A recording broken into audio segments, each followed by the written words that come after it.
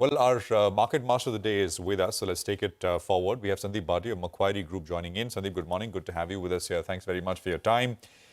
The the temperature is rising, and the political temperature, of course, is also rising with elections around the corner, etc. So I just want to start with that. Will the markets sort of maybe, what's the roadmap as you see it? Going into elections, polling starts 19th, and then, of course, beyond that. Do you think we're in for a bit of a break? We'll get manifestos of the BJP, the NDA, hopefully over the next 5, 6, 7 days. That's what we heard in sound bites over the weekend, etc. That perhaps gives us a cue, and then, of course, markets will wait for the results. So just your sense in terms of what your team is making of it and the feedback from clients as well. Thank you. Good morning, everyone. Couple of things. We are in the election season. 4th June is when the results come through. Last week we had our Asia strategist here. I was taking him around to meet all the clients, all the large domestic clients, and he had some good feedback. He had come in from Europe, talking to investors on India. We are structurally very positive in India. That's what's the message which came through. We remain negative on China. Though China will have a trading rally in the near term. So what is the view that we are saying? Clearly, in the near term, I think China, which has fallen a lot, could have a bit of a rebound.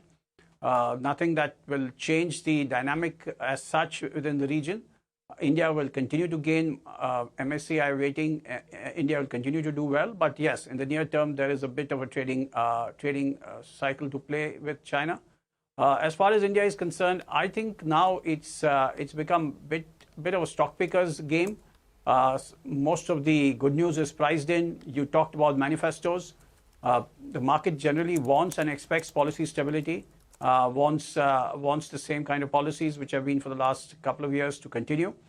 And if that is something which we see in the manifestos, then that's good news for the markets. The only cloud on the horizon as far as India is concerned is if these oil prices, we have seen a rise last week, if that continues to hit above 100. So that's possibly the only cloud on the horizon as far as India is concerned. Otherwise, I think India is now becoming a very stock-focused market. All right, India is becoming a very stock-focused market indeed. But, I just wanted to mention that the bank nifty is in the red. So it's not just Bandhan Bank, which is down 7% because of the CEO resignation, but a lot of banking stocks, Union Bank, PNB, South Indian, Yes Bank, that whole lot is down anywhere between 1 to 3%. Just keep one eye on that. The rest of the market is doing fine, but it's the bank nifty that's dragging its feet a bit. Sandeep, hi, good morning. You have the IT earnings that kickstart this week with TCS on Friday.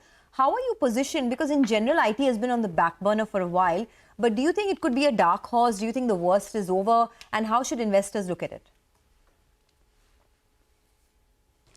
I agree. I think IT is something that we like. But again, here we have to be stock specific. So we like TCS, we like HCL Tech, we like Persistence. So these are some of the stocks names we saw. Wipro, as you know, has had some management uncertainty. We're cautious on that.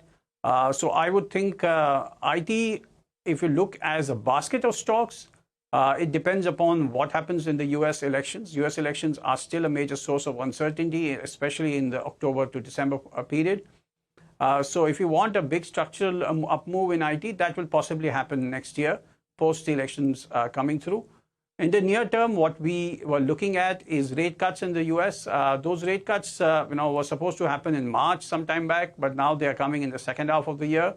And even the quantum of rate cuts has fallen to around 60, 65 basis points versus over 200 basis points.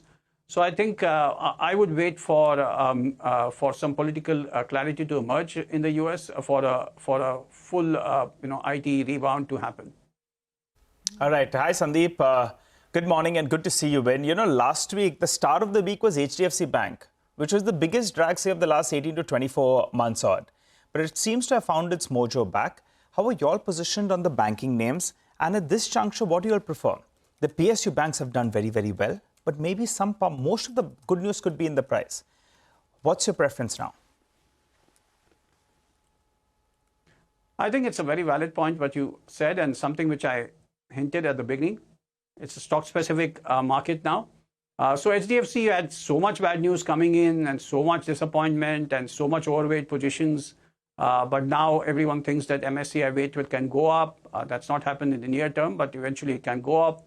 Also, if you see the latest news which came through, the deposit growth for HDFC and some of these private sector banks have been better than expected, and which is the reason why these stocks rallied. The Voltas up move that you see today is also on the back of the fact that the weather is getting hotter and Voltas will report good numbers.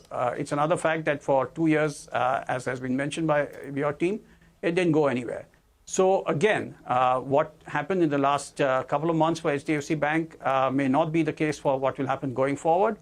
I would think that HDFC Bank, given the structural strength the bank has, is definitely a dark horse and can perform from here.